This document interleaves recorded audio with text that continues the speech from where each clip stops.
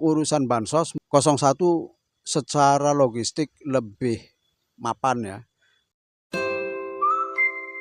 Alamak, duit nih.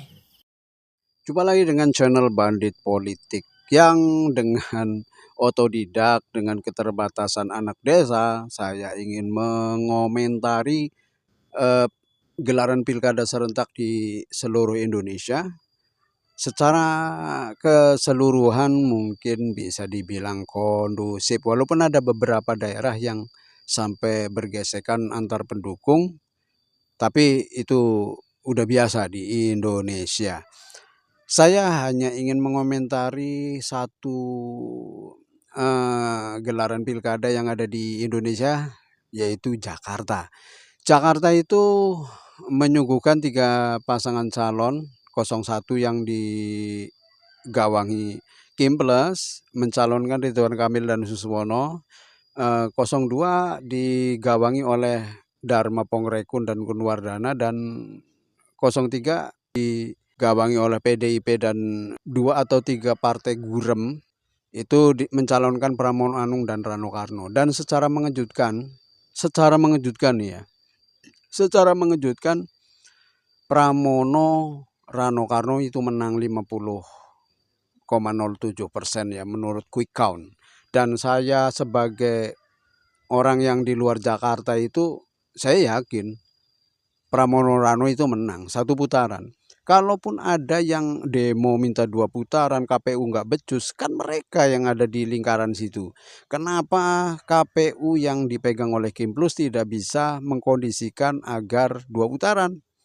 Nah, untuk anak abah, Ahokers, dan juga simpatisan dari orang-orang Jakarta yang sudah susah payah meluangkan waktu untuk mencoblos 03, ya harusnya dikawal itu.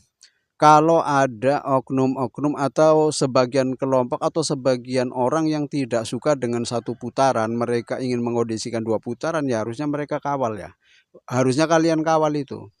Harus dikawal karena hembusan-hembusan 2 putaran itu semakin kencang, dan kita tahu sendirilah ya, yang megang KPU, yang megang itu siapa? Ya, yang kalah 01 itu yang memegang KPU. Bagaimana mereka dibantai, banyaknya koalisi gemuk yang diberi nama Kim Plus. Nah, Kim Plus itu nggak tahu plus-plusnya apa. Kim Plus ya. Kim plus plus ya. Kim plus plusnya apa itu saya nggak tahu, tapi dibantai oleh hanya 1 partai dan 2 partai gurem yang tidak masuk Senayan. Itu kan termasuk kekalahan yang telak. Kalau saya bilang itu kekalahan telak dari Kim Plus. Nah, Kim Plus ini udah di-endorse oleh Prabowo, oleh Jokowi, tapi tetap kalah. Berarti Jakarta memang barometernya politik, mahkotanya politik di Indonesia itu Jakarta. Kalau semuanya menang tapi Jakartanya kalah, itu ya udah ibarat macan.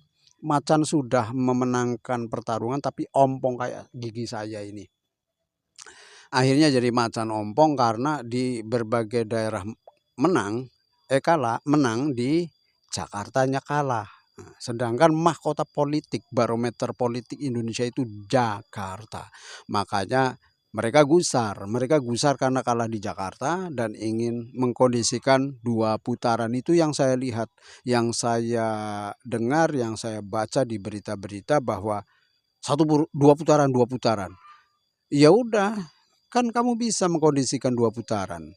Tapi secara semangat pertarungan dari kubu 03 itu, mereka mau 2 putaran, mau 3 putaran, mau 6 putaran, mereka tetap optimis menang. Karena kita tahu semua lah, udah muak dengan Kim Plus. Kim Plus itu koalisi macam apa gitu loh. Saya walaupun orang kampung yang penggembala kambing dan bebek, tapi saya tetap membaca berita kondisi perpolitikan nasional atau apapun yang terkait dengan kebijakan-kebijakan yang nantinya akan kita nikmati atau kita rasakan.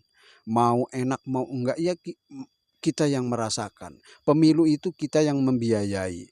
Bagaimanapun kita tiap hari bayar pajak.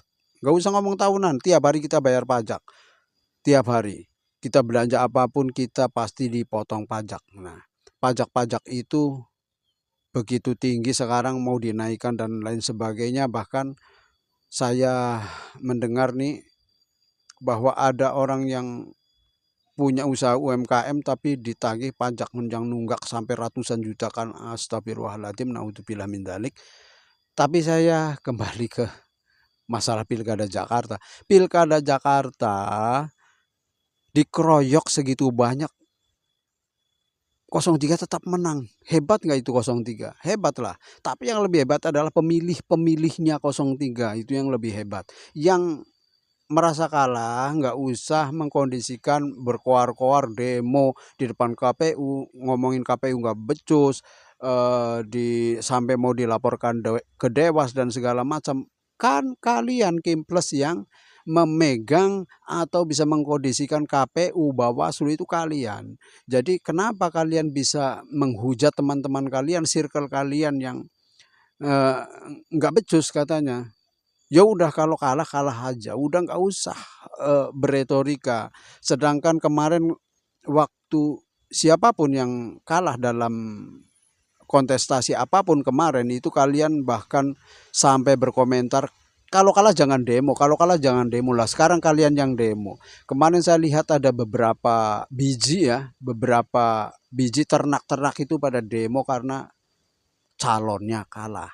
Tapi kalau saya pribadi sih, walaupun saya bukan orang Jakarta, saya optimis kok 03 menang satu putaran. Dan kalau ada 2 putaran itu sudah pasti. Itu sudah pasti adalah apa ya namanya ya, yang bisa dibilang itu pengkondisian agar RK menang, 01 menang.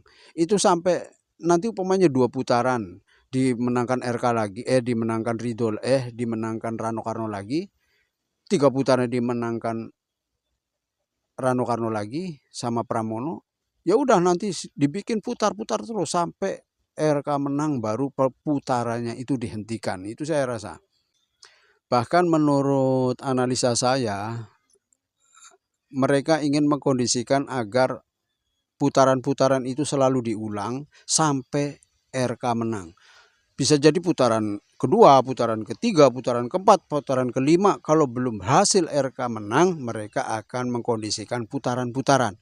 Bisa jadi bisa dibilang mereka sedang memainkan atau mengadakan komedi putar sampai RK menang baru putarannya dihentikan. Tapi kalau yang menang Pramrano, mereka tetap ingin mengkondisikan ada putaran kedua, putaran ketiga, ada kecurangan dan lain sebagainya, dan sampai akhirnya pemilu ulang atau pilkada ulang. Nah, itu yang saya analisa secara otodidak. Makanya ya ada wacana 2 putaran, 1 putaran di media sosial. Saya lihat, waduh, gini amat ya kalah. Padahal secara apa ya, secara data saya juga pernah menjadi tim sukses dari calon bupati, calon gubernur, dan saya tahu kok mekanismenya, dan saya tahu bagaimana cara memegang suara itu benar atau enggak. Saya termasuk saksi, saya termasuk tim, pernah menjadi bagian dari tim ses. Saya jujur, kalau kalah ya kalah. Untuk urusan bansos mungkin 01 secara logistik lebih mapan ya. Jauh dari 03, bahkan 02 yang nggak punya logistik bansos. Nah, tapi mereka menghembuskan bahwa ada bansos yang dibagi-bagi.